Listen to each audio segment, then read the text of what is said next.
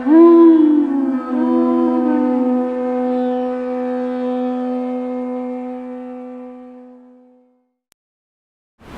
Namo Bhagavate Vasudevaya. Om Namo Bhagavate Vasudevaya.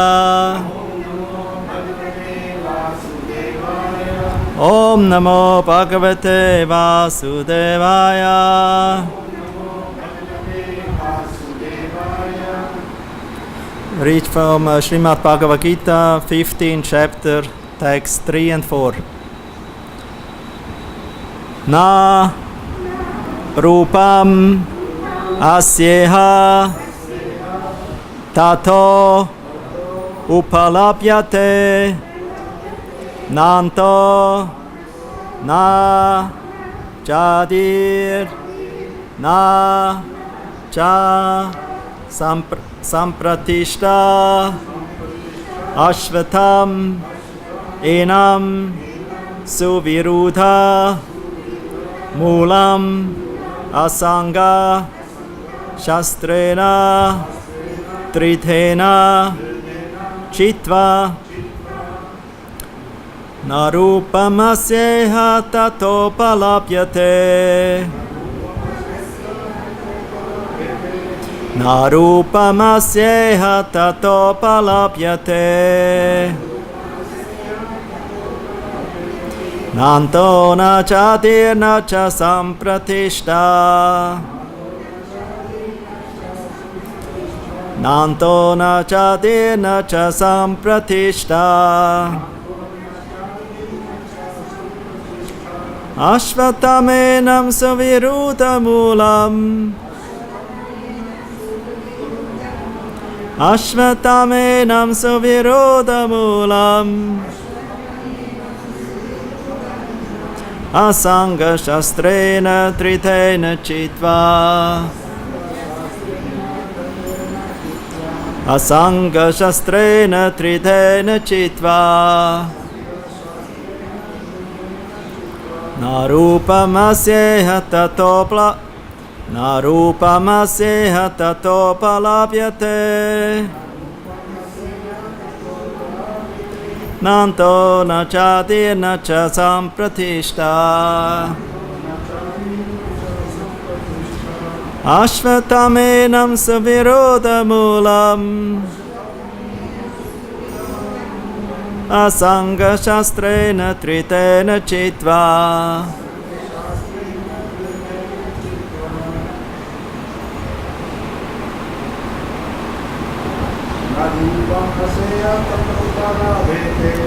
narupamasyeha tatopalapyate nanto na chatir na cha sampratishta ashvatam enam suvirudhamulam asanga shastrena trithena chitva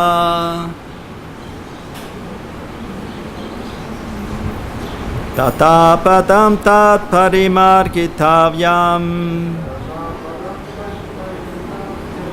yasmin gatana nivartanti bhuya tameva chadyam purusham prapadye yata privritti prasrita purani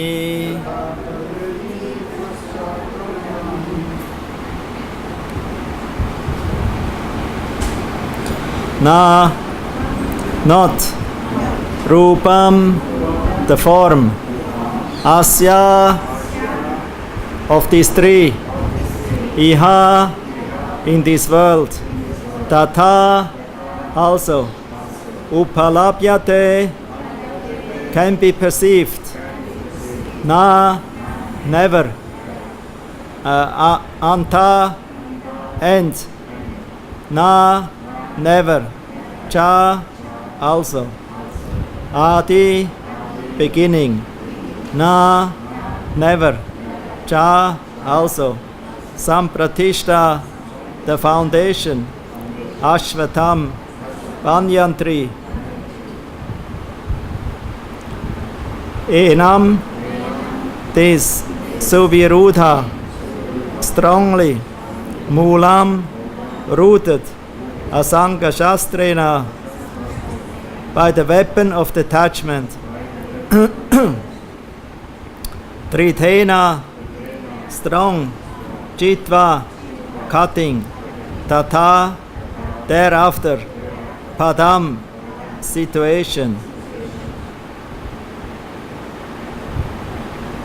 Anyway, the second verse already.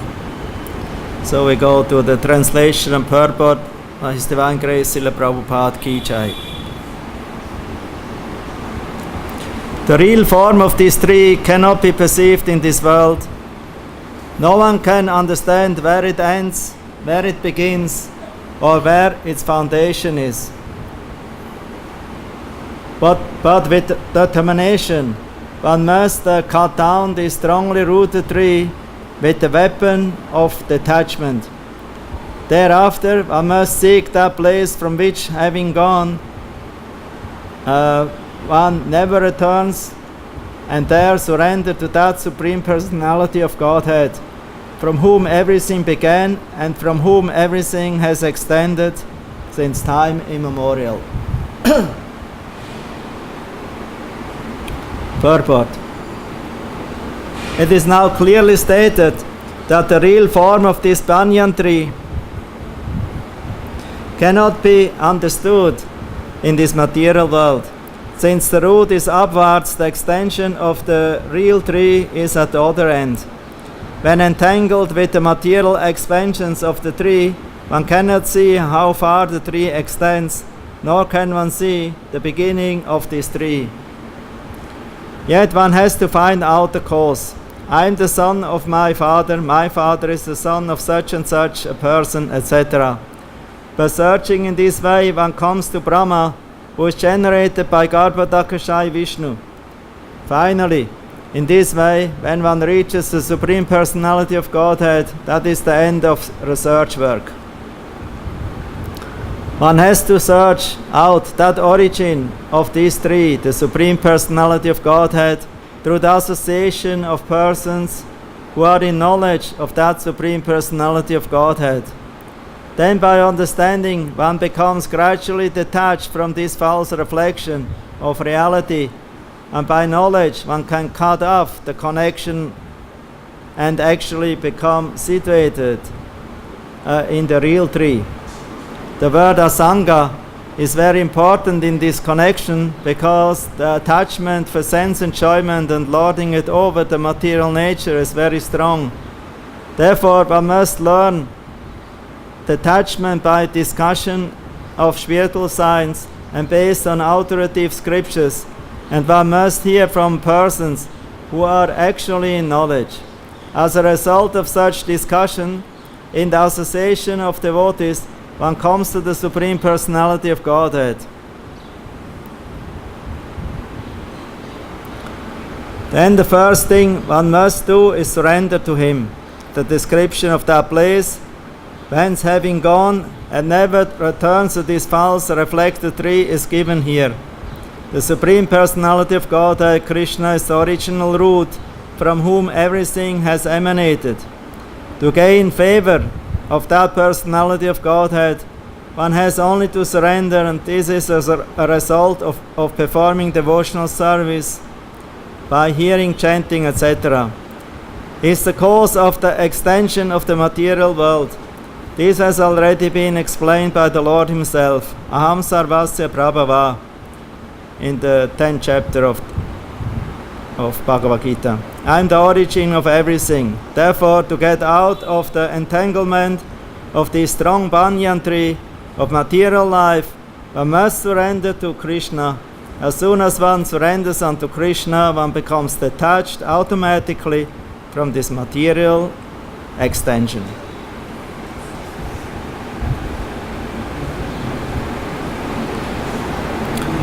Na rupam asyeha tatopalapyate nanto tachatirna cha sampratishta Ashvatamenam savirudamulam asanga shastrena tritena chitva tatapatam taparimargitavyam yasmin gatana nivartanti bhuyaha tameva chadyam purusham prabhadye yata pravriti prashrita purani. The real form of these three cannot be perceived in this world. No one can understand where it ends, where it begins, or where its foundation is. But with determination one must cut down this strongly rooted tree with the weapon of detachment. Thereafter one must seek that place from which, having gone, one never returns, and there surrender to that Supreme Personality of Godhead, from whom everything began and from whom everything has extended since time immemorial. Om Agyatimaranyasya Kadanchana Salakyam Chakshurunmilitam Yena Tasma Shri Gurave Namaha Sri Chaitanya Manobhistam Stapitam Yena Bhutale Svayam Rupa Katamayam Tatati Svapatantikam. Jai Sri Krishna Chaitanya Prabhu Nityananda, Shri Advaita Gadadhar, Shivasadi Gaur Bhakta-vrinda. Hare Krishna, Krishna Krishna, Hare Hare, Hare Rama, Rama Rama, Hare Hare.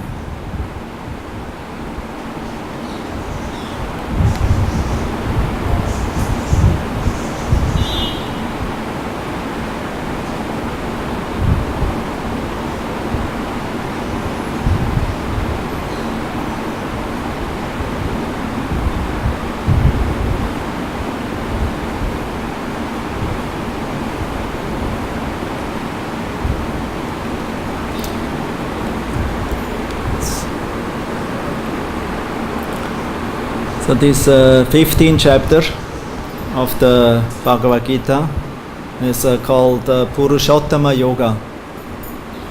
I mean, the Yoga of the Supreme. That means to understand what is the Supreme Personality of Godhead, who is above, is Param, is the Parama Purusha. Purusha means the supreme, personality, and Parama means the supreme, and that he is not a that he is not a product of the material energy. That means the source of the material world is not matter; it is spiritual, and that the soul, who is an eternal part and parcel of that Lord, an eternal fragment, Amsha, or Vibhinamsha, means an eternal part and parcel of the Lord. As such, the living entity who is in forgetfulness of his real position as an eternal servant of the Lord is loitering in this material world of samsara. Therefore, this 15th chapter, Krishna, in 3 verses, describes a metaphorical story or example of a banyan tree of the material existence, whose roots are going upwards and the branches are going downwards. He quotes this from scriptures of Upanishad, Shruti. He mentions that in the previous verses, in the beginning, he says that the scriptures, or some sages, they say or compare this material world as a banyan tree. So the source of the Shruti verse is Katha Upanishad, Taittiriya Upanishad,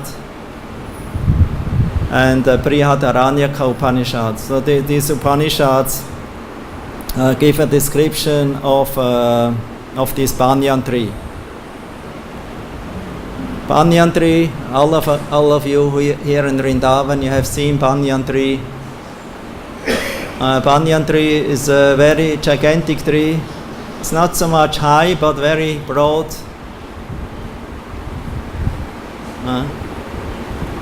It gives shelter to all kinds of living entities, and it has many branches. And sometimes if one looks, one cannot see where are the roots and which are the branches, going up like that. And is rooting again and coming up like that, and the roots again somewhere like that. And it becomes very broad. So Ashwatha tree. Another meaning of Ashwatha is explained by the Acharyas, means that what has no long endurance. It only stays for one day, and the next day it's not visible anymore. So it shows the temporarity of the material world, who has a beginning and an end. It stays for one day of Brahma, and then it becomes dissolved, and then again become created, become dissolved, and become created. And it stays for one day of Brahma, and also one day of Mahavishnu. So from Vishnu's point of view, it's not staying for a long time, and also from Brahma's point of view, it doesn't stay for a long time. For us, it seems to be for very long, almost not ending, because the time seems to be so long of this material existence. So anyway, this tree, banyan tree of material existence, exemplifies the repetition of birth and death, the samsara. There are higher planets, there are middle planets, there are lower planets, Patala, Martya Loka, Patala Loka, lower, Martya middle, and Svarga higher. And above Svarga are the Tapa Loka, Jana Loka, and up to Satya Loka. And according to one's destination, according to one's karma and mentality, in the mode of goodness, passion, and ignorance, certain living entities will take birth in the different species of life in these lower, middle, and higher spheres. But no place and no condition is eternal. It's always changing, going up and down, changing all the time. So this tree of material existence, it's very difficult to understand the origin and from where it comes from, because it is above our material perception. Therefore, we have to learn how to understand this banyan tree of samsara, of material existence, and how all the embodied living entities live in these different branches and sub-branches of this tree. We have to learn that from the scriptures, from the Vedas, and from the self-realized Acharya, the spiritual masters. They can give us the proper understanding and purpose of this tree. Here in these verses also described this tree has roots, it has branches, it has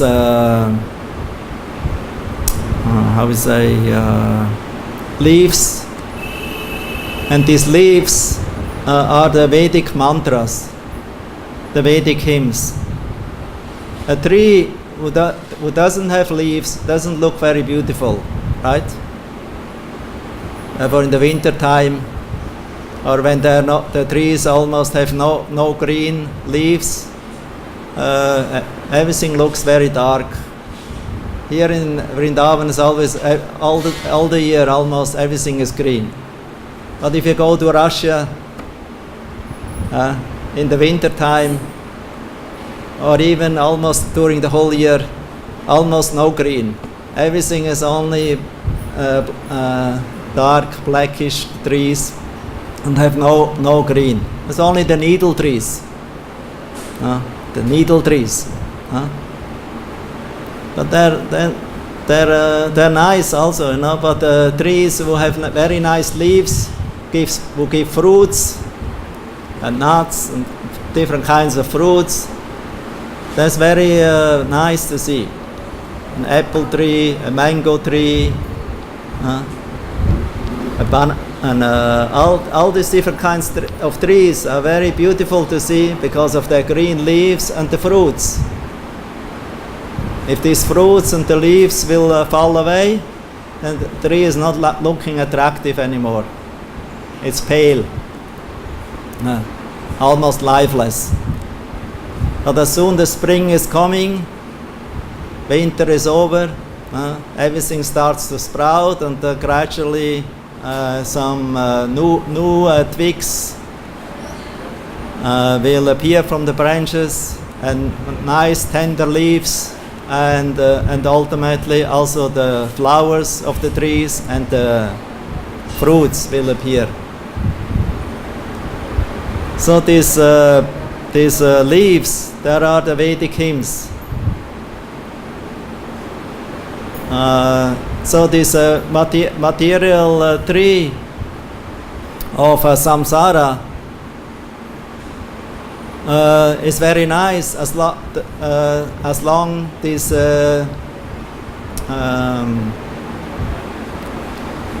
hymns of the Vedas are chanted. Then they become very nice green and is flourishing. But it's not ending the existence of this tree. It's not uprooted. It's only cultivated more. That means by the chanting of Vedic mantras, engaging in the different sacrifices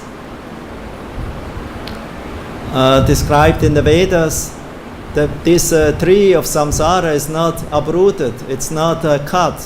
That means the material existence is still going on, although in the mode of goodness. Those who are chanting Vedic mantras, they're mostly in the mode of goodness.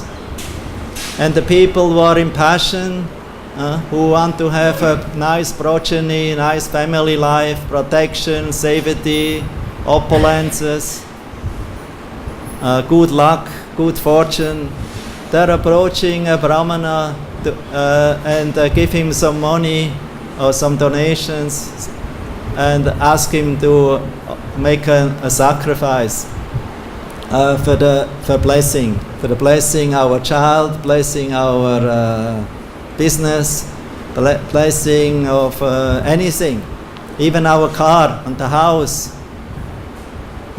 Even devotees, they sometimes give a lot of attention to this external process of Vedic yagyas. Of course, it has a benefit, but it is not ultimately that what is interesting for devotees who want to actually cut this tree with the knowledge given by the spiritual master, and ultimately attain liberation.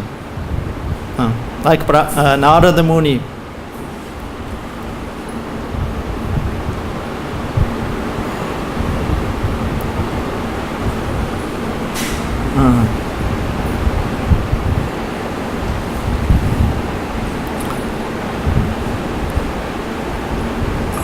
Das ist der Romo.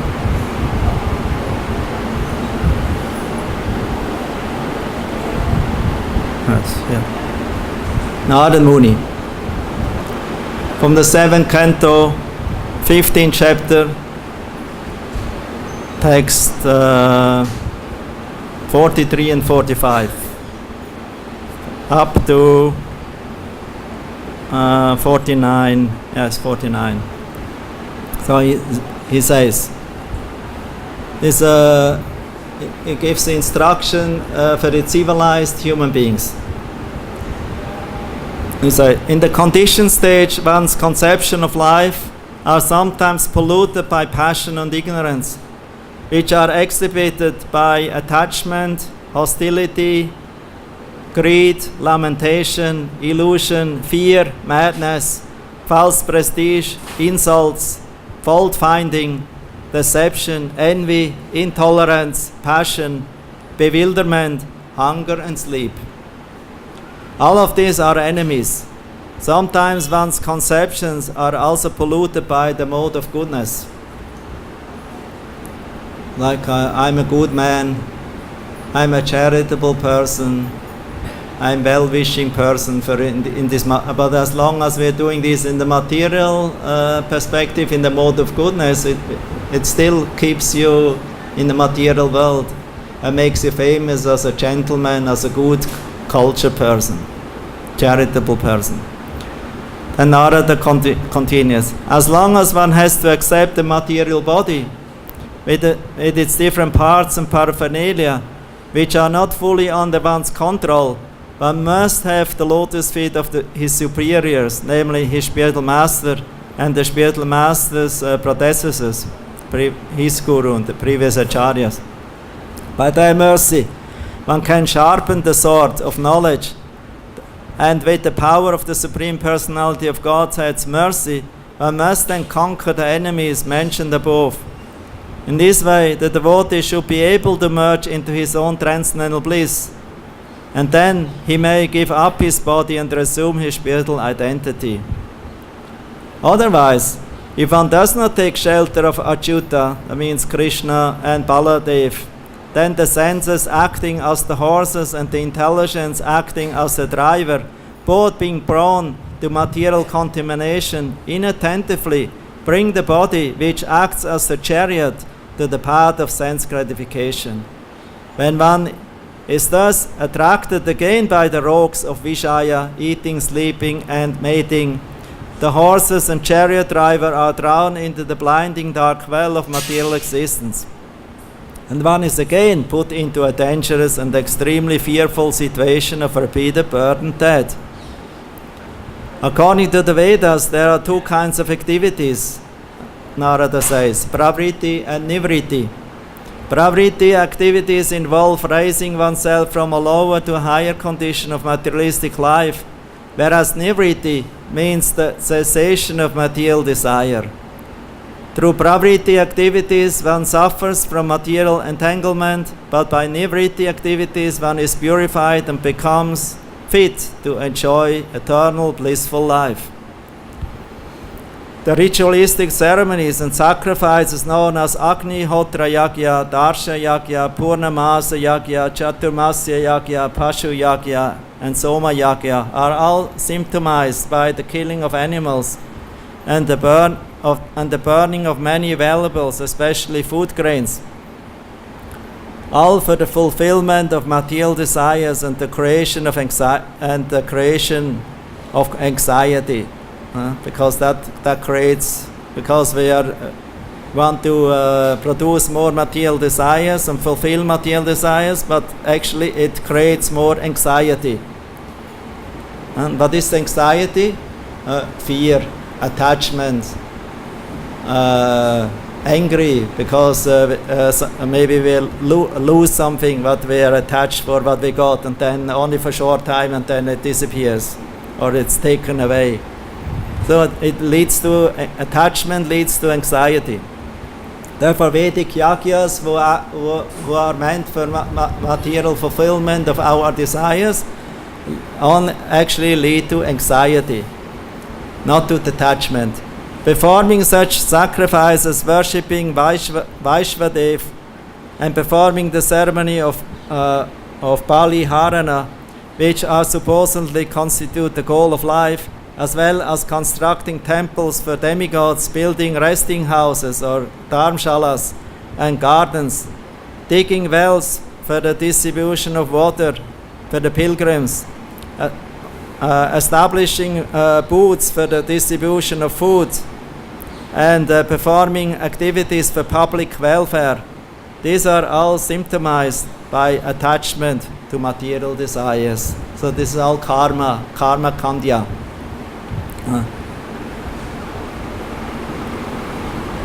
So for many people, karma kandya is very attractive, but for devotees, it's not attractive anymore because they are interested to go to the path, uplifting path of nivritti, nivritti mark, not a gradual purification path, who is very risky and takes a long time.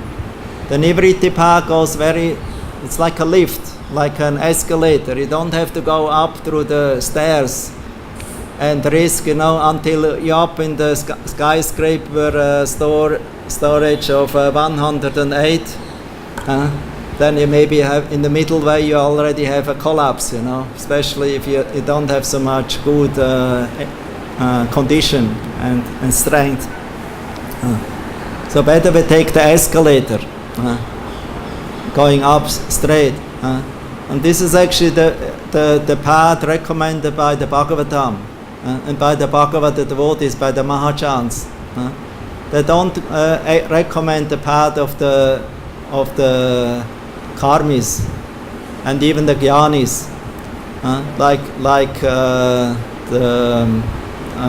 Daksha, who was very much attached to fruitive activities, like that. The devotees, they don't recommend this path because this is takes long time to become purified, and it's not sure that one come out of samsara. So the Bhagavad mark is for devotees who are Paramahamsa, who like to become free from the influence of material existence, and who like to reach the lotus feet of the Supreme Personality of Godhead, the Parama Purusha, the Supreme Shelter. And therefore the devotees, they like Narottam Das.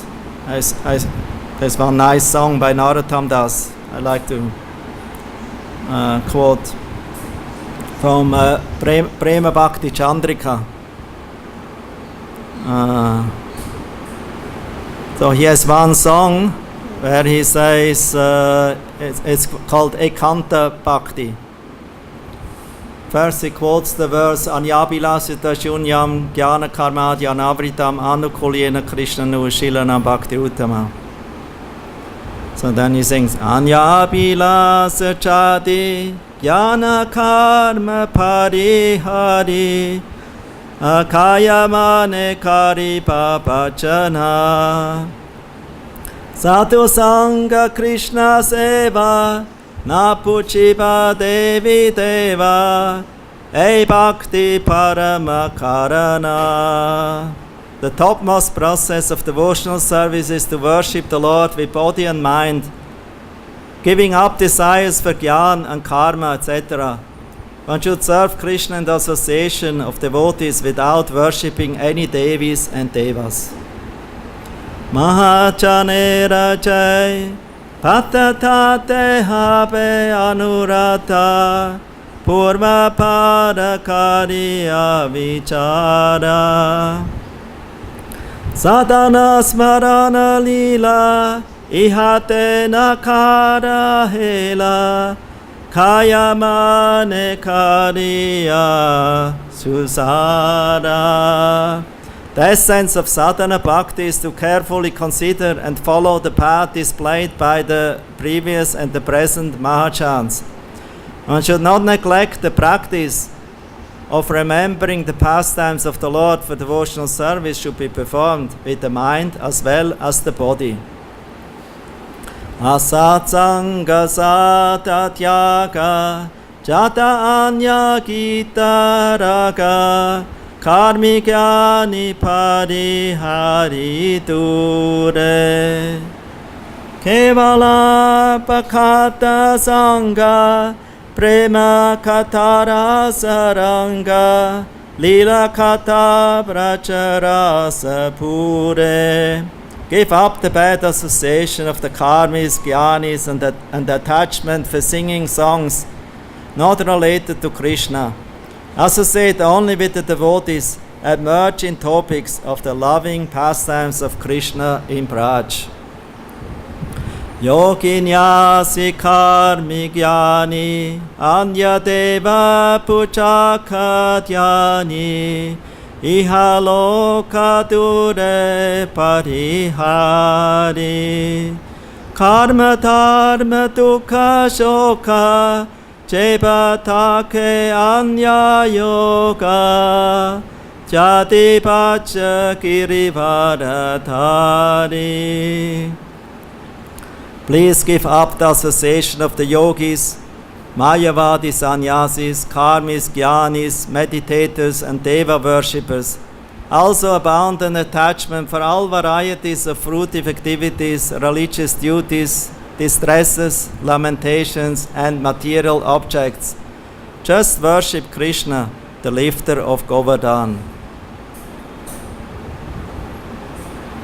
That means we should also give up dukkha, lamentations, and distresses. Dukkha and choka, the results of enjoyment is opposite. Sukha and dukkha and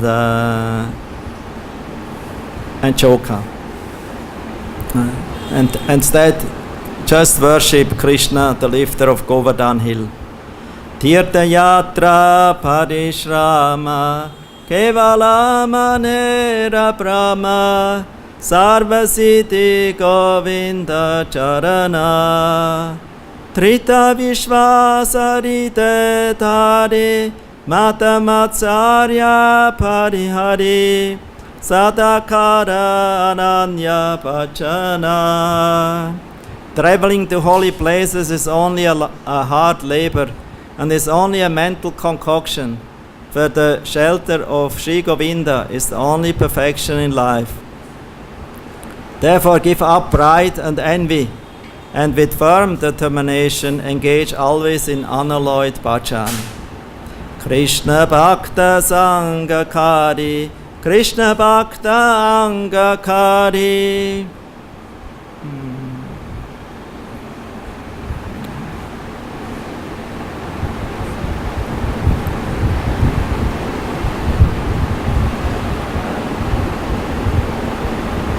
Krishna Bhakta Sangakari, Krishna Bhakta Angaheri, Shratanvita Shravana Kirtana, Achana Bandhana Dhyana, Nava Bhakti Mahagyana, E Bhakti Parama Karana.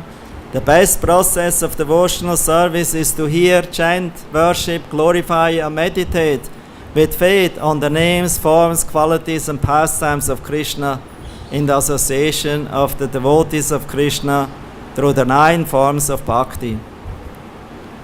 Rishike Govinda Seva Napuchi Pate Videva Etananya Bhakti Katha Arachata Upalamba Vishesha Sakalitamba Tekite Lagaye Manapyata. I will serve Govinda with all my senses, and I will not worship any devis and devas. This is the highest principle of devotional service. All other processes are simply born of pride, and I feel great pain in my heart by seeing them. Dehe pai seri pugana chateka indriya gana keha karapatya nahi haya shunilena shunakana Chanilena chane prana tathaitena paranishchaya. The gang of enemies, 6 in number, lust, anger, greed, illusion, pride and envy, and the 5 senses of sight, sound, smell, taste and touch reside in my body, but I am unable to control them.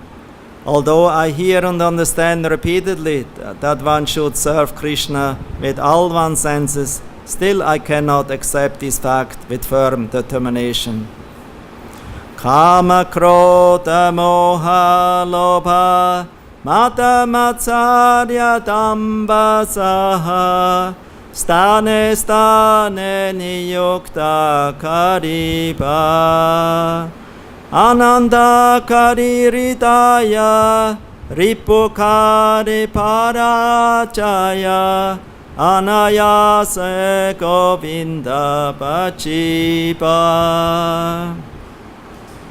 While engaging lust, anger, greed, illusion, envy and pride in their proper places, I will defeat these enemies with joyful hearts.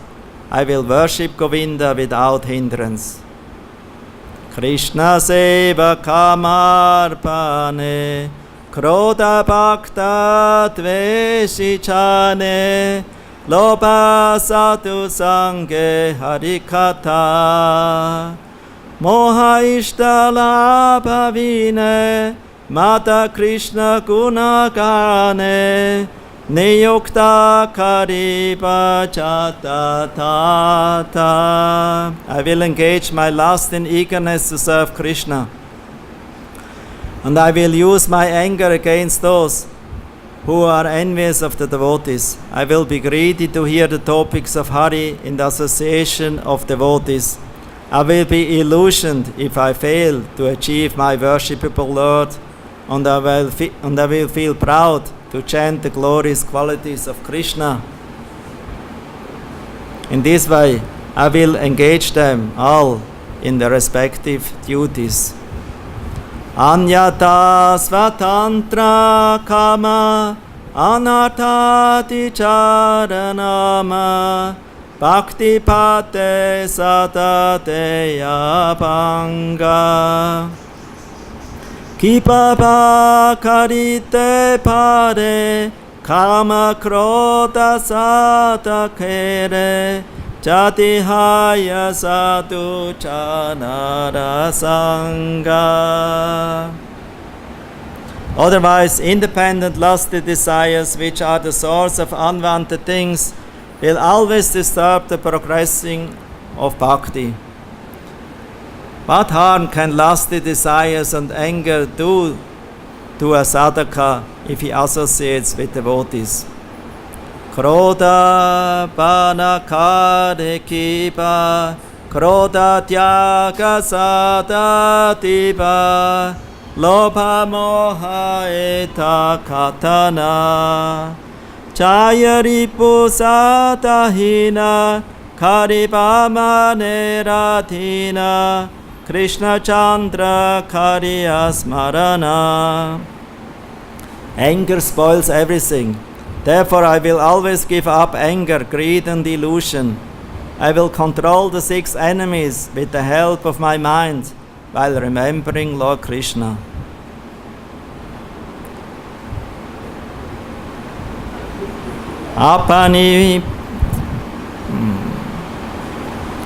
Apani pala pesapa shunya govinda rapa singharape chena karikana sakali vipati chape mahananda sukha bhabe charahaya ekanta bhajana. All the enemies will run away by hearing the sound vibration of Govinda's name, just as a deer flee upon hearing the roar of a lion. One who performs unalloyed devotional service, ekanta bhajana, will feel great happiness and all dangers will be vanquished. Nakariya asa cheshta, labha pucha pratishta, sada chinta govinda charana, sakali vipati chabe, mahananda sukha bhabe, Prema Bhakti Parama Karana. Therefore, my dear mind, do not endeavor for bad association, profit, adoration, and distinction, but always remember the lotus feet of Govinda. Please engage in loving devotional service with great happiness, and all your dangers will be destroyed. Asa kriya kutinati jada anya paripati anya devena kariharati apana apana stane piriti sabhayatane bhakti pate padaye bigati. Please give up all duplicity, illusory activities, and search for bodily happiness.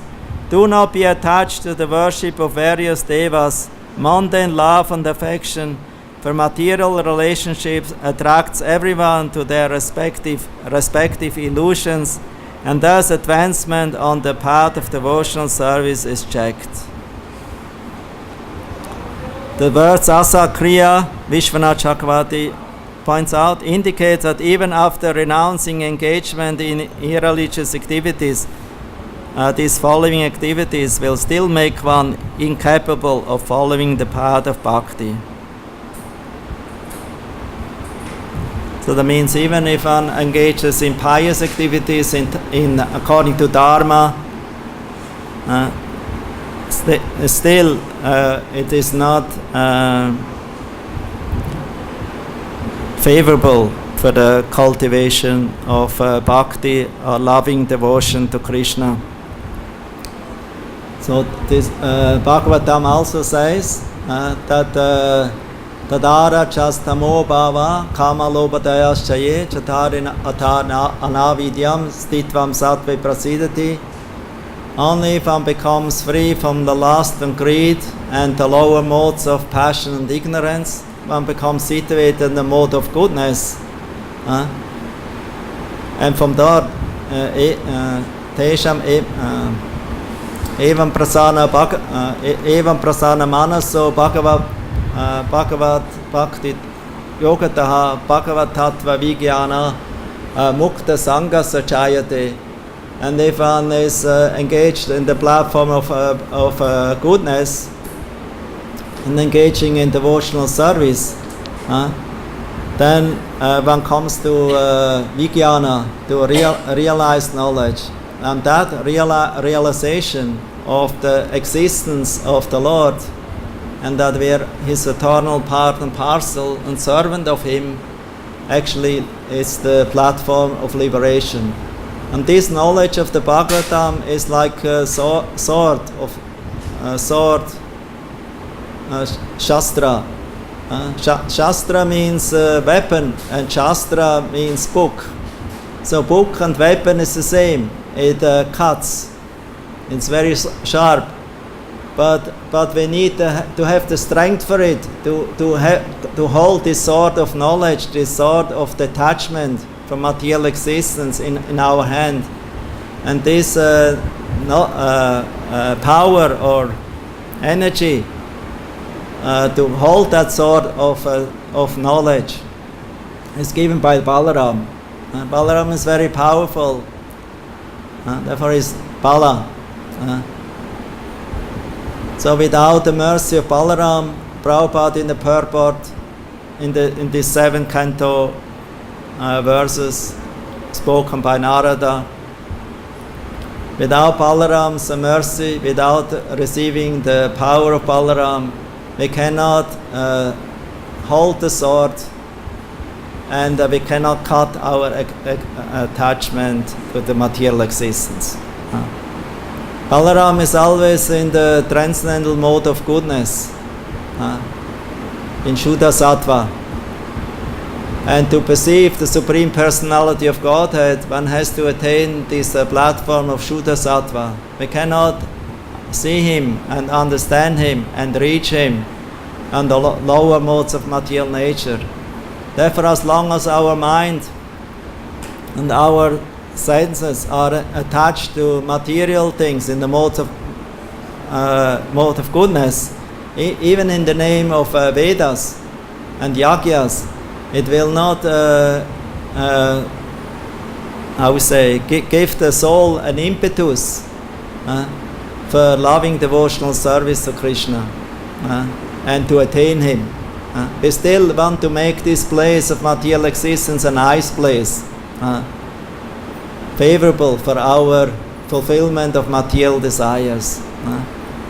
But Krishna in the Bhagavad-Gita says material world is not a nice place. It's a temporary place and it is full of misery.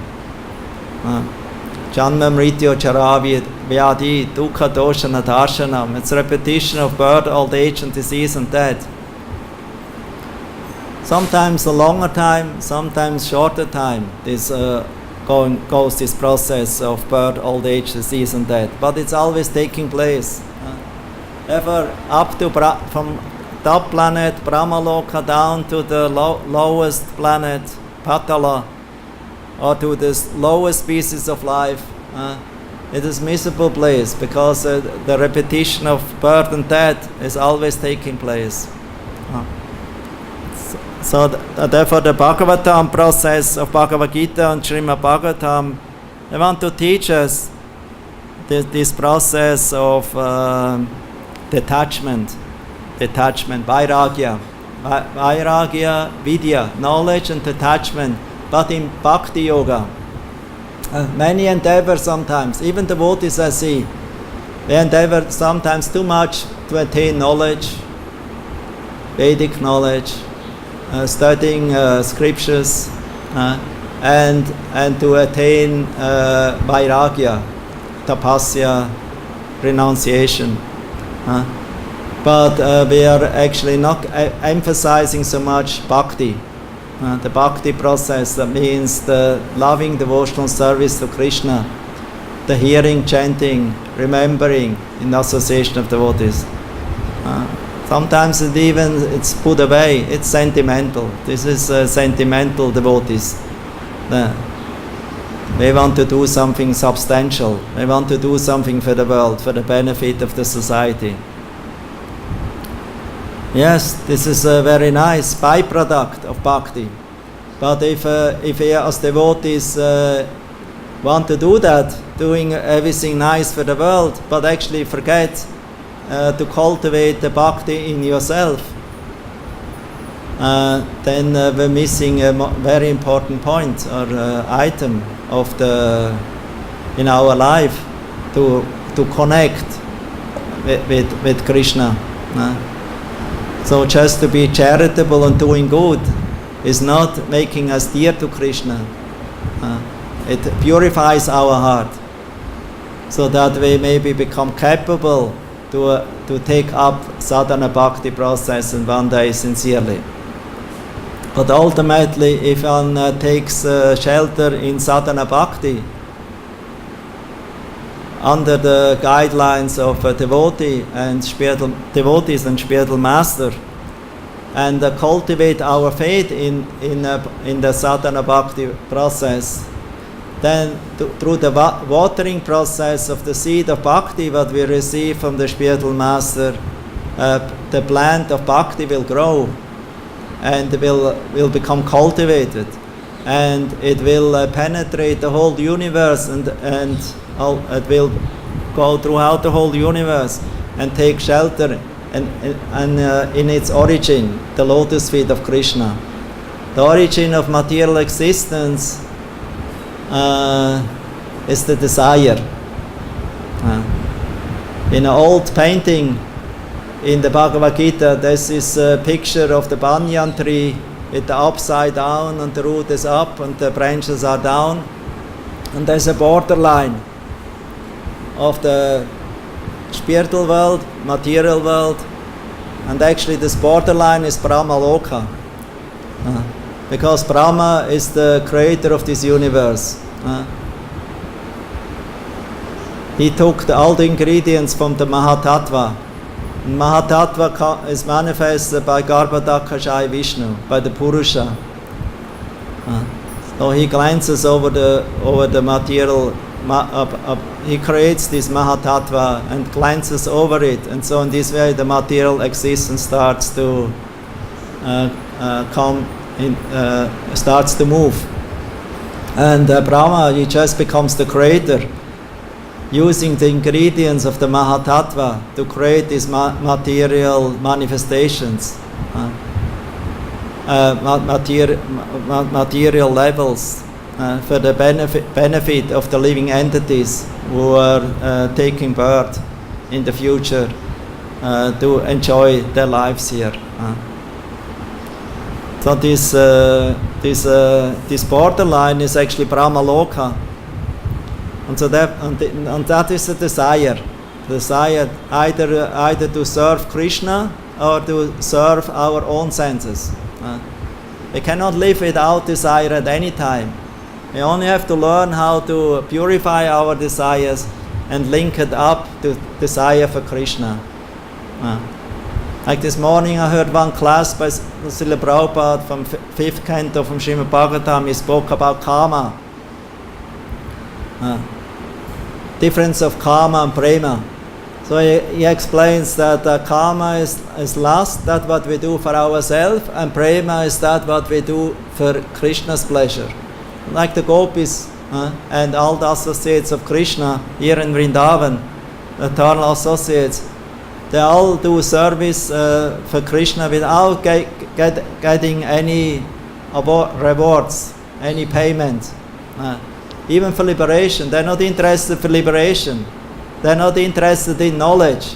They're not interested for any benediction other than just to love Krishna, to be with Krishna, to play with Krishna, and to please Krishna in the way as he would like to be pleased.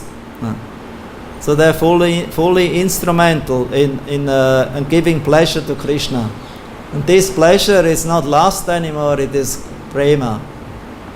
And lust is that what we take for ourselves. I want to enjoy it. And as long we have this lust, possessed by this lust, then we have to stay in the material world. And we become more and more attached. Even by fruitive activities of karma kandya, one becomes more and more attached instead to become detached, because it's not the path of detachment. So the path of detachment is given by Krishna, by the devotees who go the path of detachment. That's what Prachini Bari, Narada, I want to read you further, nice section. Narada to Prachini Bari from 4th canto of Srimad Bhagavatam, 29th chapter, from text 35 on. Narada says, sometimes we suffer because we see a tiger in a dream or a snake in a vision, but actually there is neither a tiger nor a snake. Thus we create some situation in a subtle form and suffer the consequences. These sufferings cannot be mitigated unless we are awakened from our dream. So we have to be awakened from the dream. As long as we are dreaming higher, middle or lower modes of nature, it's still a dream. So we have to be waked up from the dream. So Narada, he continues, the real interest of the living entity is to get out of the nations that causes him to endure repeated birth and death. The only remedy is to surrender unto the Supreme Personality of Godhead through his representative. Vasudev Bhagavati Bhakti-yoga Samahita Sradrichinena Vairagyam Jnanam Cha Janiyashati. Unless one renders devotional service unto the Supreme Personality of Godhead Vasudeva or Krishna, one cannot possibly become completely detached from this material world, nor can he possibly manifest real knowledge. So chirat eva rachashe syat achyuta katashraya shrinvata shraddhanasya nityada syat adiyata. O best of kings, one who is faithful, who is always hearing the glories of the Supreme Personality of Godhead, who is always engaged in the culture of Krishna consciousness and in hearing of the Lord's activities, very soon becomes eligible to see the Supreme Personality of Godhead face to face. Narada concludes, "My dear king, in the place where pure devotees live, following the rules and regulations and thus purely conscious and engaged with great eagerness in hearing and chanting the glories of the Supreme Personality of Godhead, in that place, if one gets a chance to hear their constant flow of nectar, which is exactly like the waves of a river, one will forget the necessities of life, namely hunger and thirst, etc., and become immune to all kinds of fear, lamentation, and illusion. Because the conditioned soul is always disturbed by the bodily necessities, such as hunger and thirst, etc., he has very little time to cultivate attachment to hearing about the nectarian words of the Supreme Personality of Godhead." And then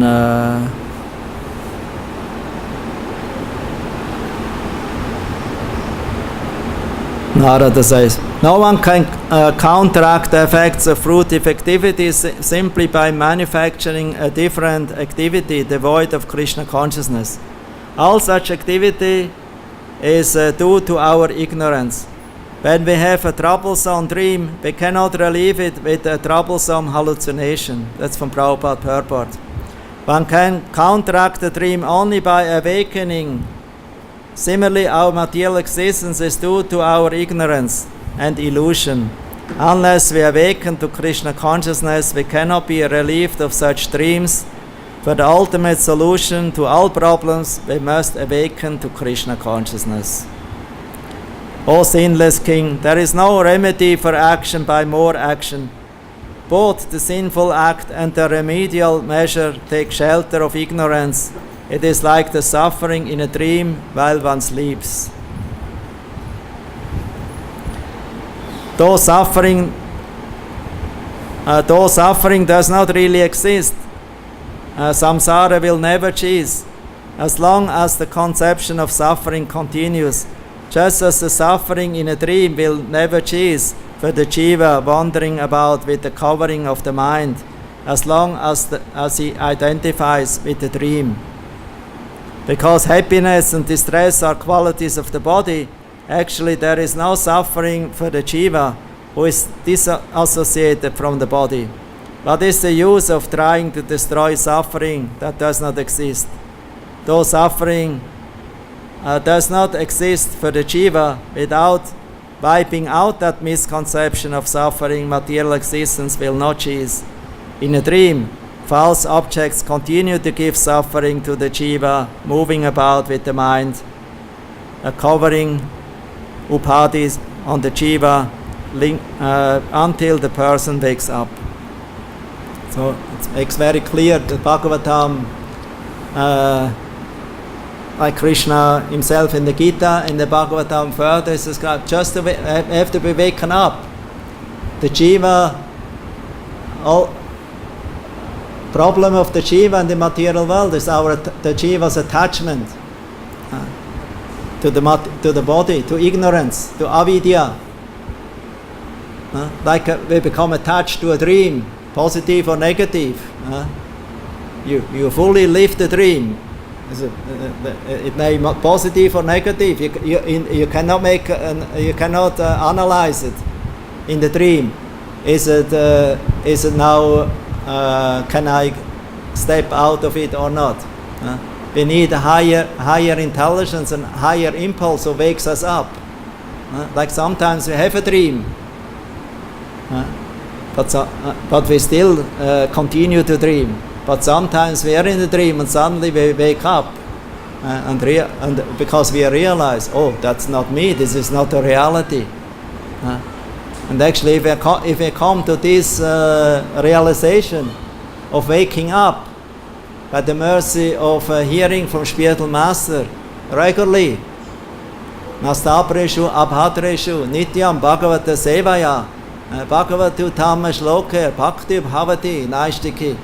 Regularly we have to hear classes and lectures and instructions from the spiritual master and from the scriptures, and drink it through our ear and let it go down to our heart, so that the heart become purified and nectar will appear. It will flow like a river, as we heard. So unless this eagerness of as long the soul is not eager for Krishna or to hear about Krishna in the association of devotee and from Guru, then we have to be attached to hear and to act in mundane topics, mundane way, entangling way. It may be sattvic, rajasic or tamasic, doesn't matter. Even sattvic, we will have to stay in the material world.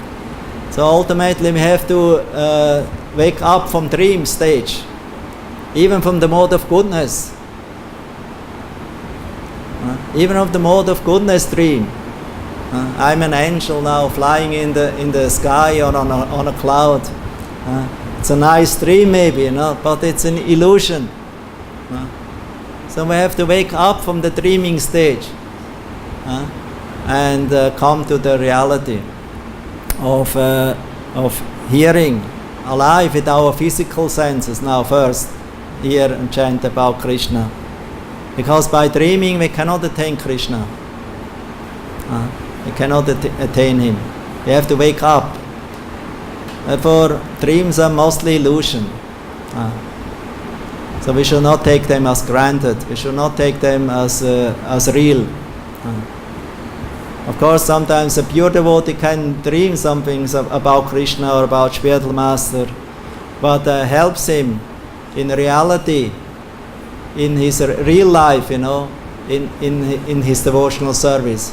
But if this dream from Krishna, about Krishna or spiritual master is not in relation with your real life now, then you should reject that dream as an illusion, and we should wake up from the dreaming stage and come to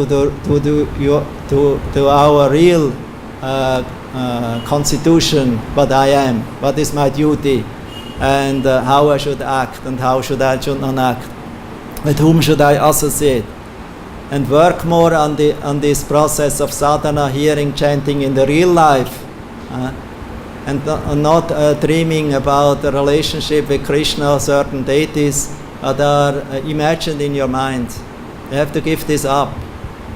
And especially if we have such kind of dreams, we should not speak about it.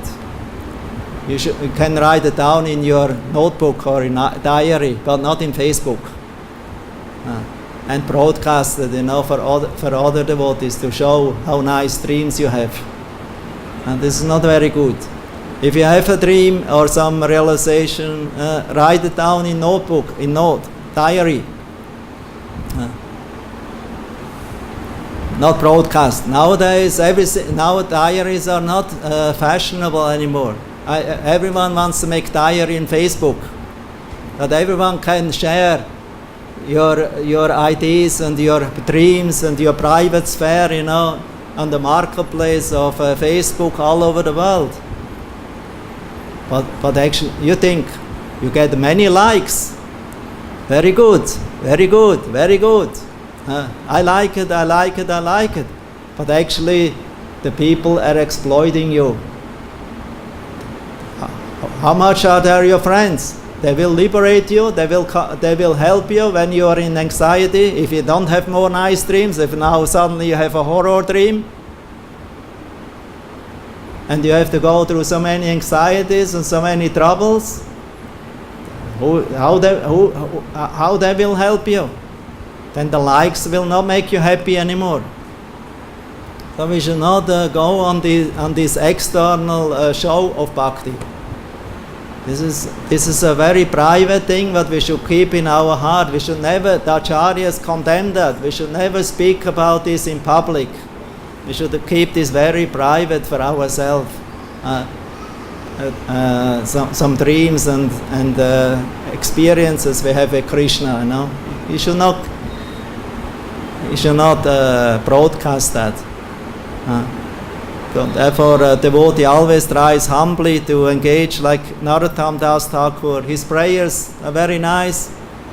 He even he says, in the end of his songbook, Prema Bhakti Chandrika, I will not reveal my eternal Swarup and relationship with Krishna, because such kind of topics one should keep very private and only for yourself. You don't even tell to somebody who is near to you.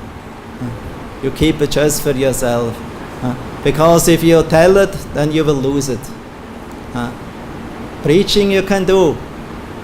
To speak about bhakti, glorify Krishna, chant about his name, fame, qualities, pastimes. But even of our Rasa Lila, we have to be careful. And speak it in a form, that it is palatable, that it will not work as poison, but as a medicine. So we have to be here and chant and remember Krishna the way as the spiritual master, Srila Prabhupada and our spiritual masters and acharyas have taught us, and then we're on the safe path. Then we will not slip. Then our faith, our determination will become very strong. And only actually when we attain Krishna Prema, you can completely attain Vairagya. Now we can become become detached according to realization of taste in the service of hearing, chanting or remembering about Krishna.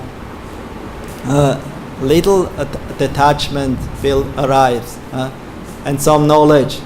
But the ultimate knowledge and the ultimate detachment, it's on bhakti, prema. This is the ultimate detachment. That's the ultimate knowledge. That's the prema prayojana. And on that platform, there's practically no more words. It doesn't speak anymore. It doesn't speak anymore. Until one reaches there, one can speak much. But if one is there, there's no more words how to express it properly, so that others can get benefited. Now, therefore, one should keep this kind of relations with Krishna on the prema or rati level. It's very, very private. So Krishna consciousness is a very nice process. It gives us an opportunity to gradually make advancement up to the level of raga and anartha nivritti, raga and ashakti and prema, rati. So from that, that's actually the goal. So from sadhana bhakti, if we are sadhakas, we're following this path of regulation, we should never keep the goal from our side, that we keep this vision and not just think in the name of society, friendship and love. I want to make a nice place in this material world with bhakti together. Bhakti should always be the center, and then jnana and vairagya, that will come as a byfactor. You don't have to work for it independently. Like some man who is hungry, he eats. He eats. For what he is eating? For the purpose of satisfying his hunger. Not for nothing else. He's hungry, so he is eating for satisfying his hunger. So in the same way, and that means by satisfying his hunger, that's his main purpose. Detachment of hunger and food automatically is attained, right? So in the same way, if we have hunger developing by the mercy of Guru and scriptures and devotees, if we are developing a hunger for bhakti, to hear and to chant about Krishna and the association of devotees and serve in loving devotional service in this ninefold process, Huh? Then this is like hunger. We do it for the purpose of satisfying our thirst of loving devotional service to Krishna. And by nourishing that, we become free, vairagya, from the material attachments, from everything what keeps us back to this, what anchors us, this material life.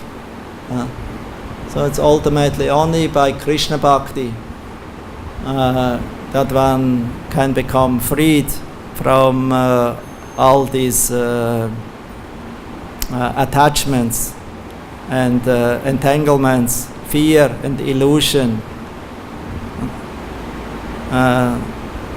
hunger and thirst,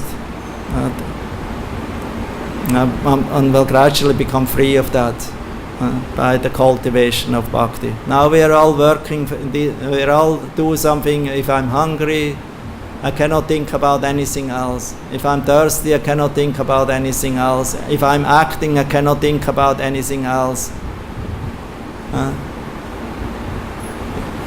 So we're doing so many things, but not in Krishna consciousness, only for the purpose, for the action. And this is karma. And this material world is full of karma. And to break through this karma, we have to make the karma Krishna karma, Krishna bhakti, Krishna yoga.